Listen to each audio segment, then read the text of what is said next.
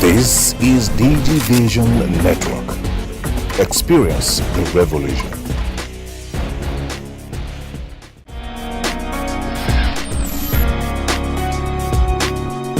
In this chat, Hilary Damissah took up the Chairman Code of Conduct Bureau on its mandate and Code of Conduct for Public Service as we try to evolve a digital economy with the public service as the regulator. Isah Muhammed to this conversation.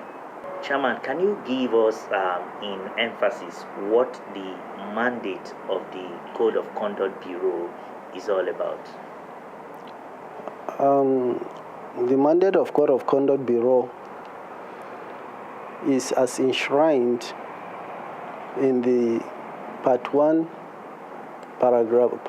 of Third Schedule to the Constitution of the Federal Republic of Nigeria 1999. Paragraph 3, A to E, clearly state out the mandates of the Bureau. Bureau is established by Section 153 of the Constitution, and the Third Schedule, thereto under Paragraph 3, A to E, provide that the Bureau has the power and mandate to collect asset declarations from public officers. And it keeps the custody, it has the custody of keeping such asset declarations. It can verify the said asset declarations. It is mandated to investigate complaints or commission or complaints or petitions in relation to any misconduct by a public officer, and where appropriate, it refers it to the Code of Conduct Tribunal for trial. So these are clearly the mandates of the Bureau under the Paragraph 3 of the Third Schedule to the Constitution of the Federal Republic of Nigeria 1999. What exactly is the civil servant required to do in terms of asset declaration? Asset declaration is one of the lifeline of checking excesses and controlling or preventing corruption within the public service sector. Once a person is appointed into any post, either elected or appointed, he is expected at the entrance into the office or on assumption of office to declare his assets. And by that declaration of assets, it will assist the Bureau to assess based on his income, at the end of the day, what at the exit of his office he has been able to accumulate, whether it is commensurate with the lawful income during the period he stayed in office he's supposed to have. So asset declaration is one of the lifeline or lifeware of the Bureau for checking excesses of public servants and preventing corruption. So a civil servant, first, on assumption of office, is supposed to declare his asset. If I say civil servant, I mean public servant, because the Constitution used the term public servant, and the Code of Conduct, as enshrined under the 5th Schedule to the Constitution, is meant for public servant.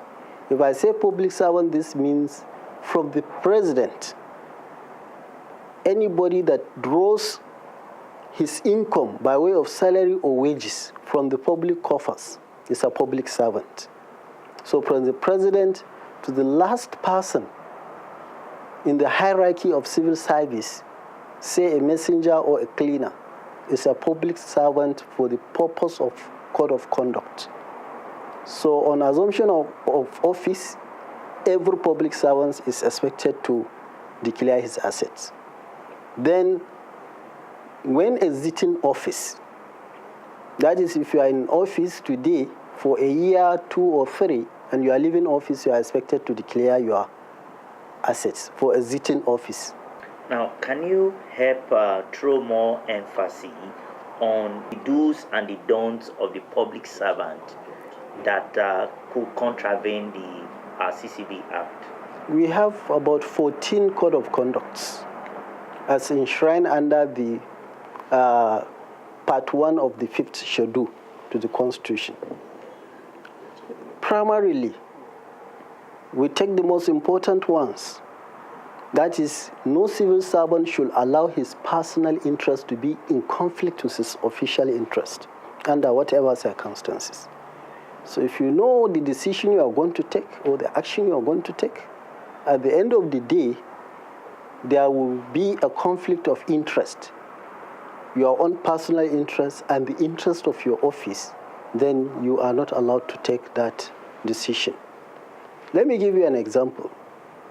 If, for instance, we say in the procurement process, and all these processes you're doing at the end of the day, the companies that will come forward to seek for award of contract for procurement of goods or services or even construction, if you know you have an interest in either of these companies that is going to be awarded this contract, what the law provides is that you should declare your interest, whatever type of interest you have.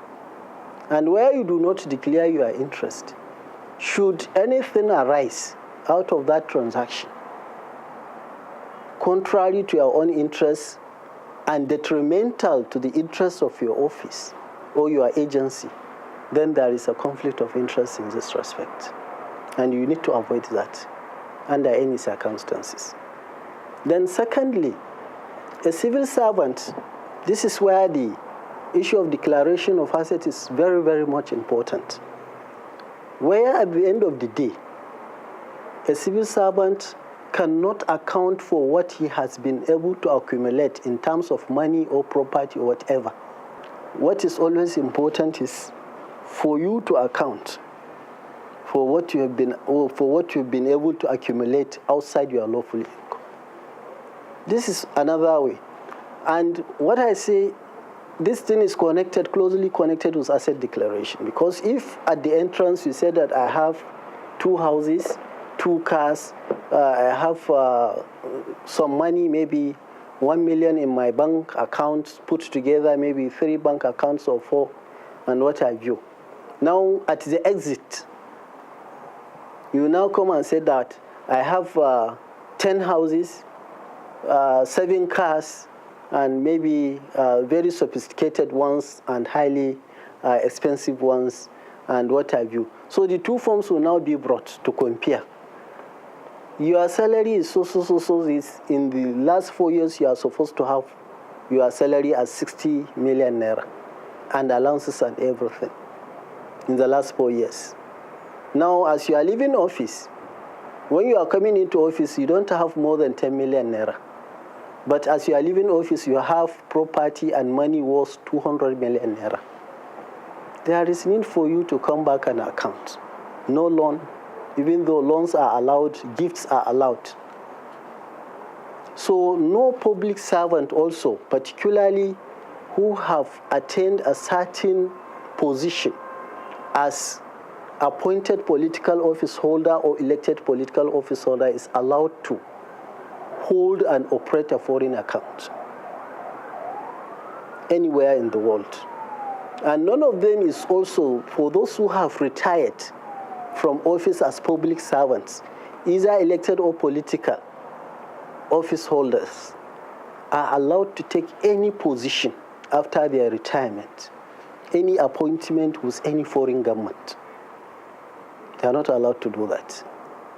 Then the issue of bribery, that one is very, very much open and prominent. No civil servant is allowed to take bribery. And failure to declare your asset at any point is also an offense.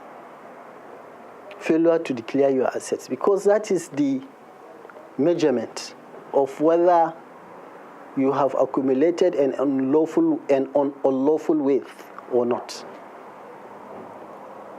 That is where we'll be able to measure whether the wealth you have accumulated at the point of exit can lawfully be attributed to your income or not.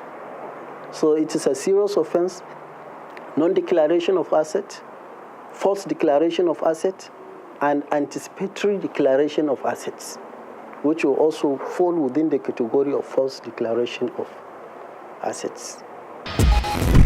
This is Digivation Network.